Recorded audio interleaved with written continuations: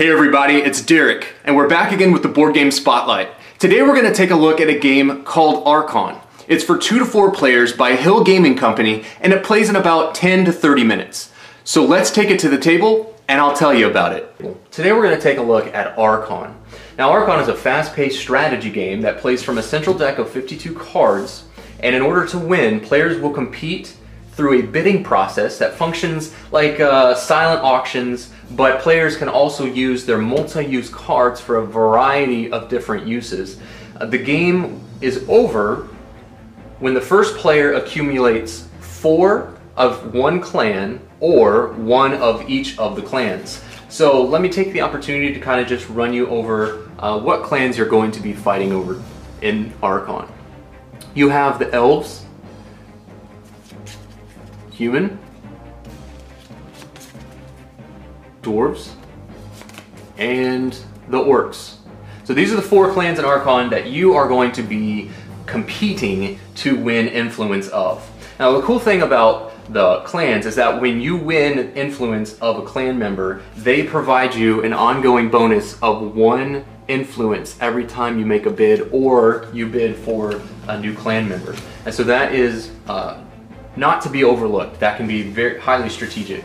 So to begin the game, every player gets dealt 5 cards. With these 5 cards, you have, like I mentioned, a variety of different options. You have cards that can be used for influence, cards that can be used for counters, responses, and actions. At the beginning of a player's turn, they'll have an action phase, and during that phase, they can play any number of action cards that they would like to. Some of the action cards include cards like Desolate, that allow you to choose clans in play and put it into your hand. Or there are cards like Arcane Insight that allow you to draw cards from the deck. And so during this phase you can play action cards.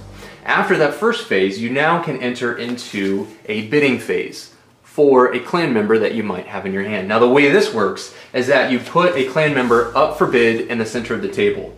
And then going around the table, starting with the player who put it up for bid, you secretly bid a number of influence that you want to use to win this clan member. Now, the player who puts it up automatically scores 2 for that clan member, and then you secretly play cards from your hand until everybody finishes, and then all players simultaneously reveal the cards that they played, and they add up the influence numbers. So I had negotiations, which made up to 10, but had I been afraid that other players may have negotiations as well, I played Desolate to take me to 13 influence.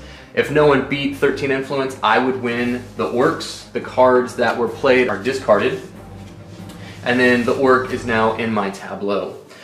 There are a lot of strategic layers to the game in the fact that you are trying to not overcommit and not overbid on clans, but you also don't want to underbid. So trying to find that balance of how many cards you think your opponents are going to play based on what they have in their hands, it's a very tight rope. One of the things that players will either be drawn to or may not enjoy is that there is a lot of tableau manipulation. Players are going to play cards like Desolate, or cards such as Shifting Alliances, or cards that just essentially remove or sabotage. A card like Sabotage is going to be played on a player who wins the bid, and if they can't pay exactly 3 influence from their hand, then the player that plays Sabotage wins that clan instead of the winning player. So there are a lot of ways to steal from players, to change clans around the table, and different instances like that. Now at the end of a player's turn, once they've completed their actions, if they put a clan up for bid, they draw a card. After that, there is a universal draw phase where all players draw a card, and so that is the way that players can refresh their hands with more cards. Arkon has absolutely stunning high fantasy artwork, very well done, and it is very, very quick to play. Again, it's about 10 to 30 minutes. I think with an experienced group, they'll play quicker than 30 minutes, so it's a great filler type card game if you're looking for different strategies if you're looking for a game where you can kind of just mess with your friends, steal their stuff. Now, I'm not going to go into all of the rules because there are a lot of special case rules about when you can play certain cards, especially with the counters and response cards.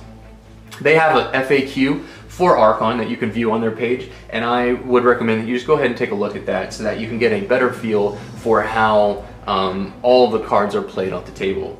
So if this interests you, if you love fast-paced strategic card games with really, really great art, I definitely think that you should take a look at Arkon and see if it is a game for you. This has been Derek Funkhauser with the Board Game Spotlight, and we'll see you next time.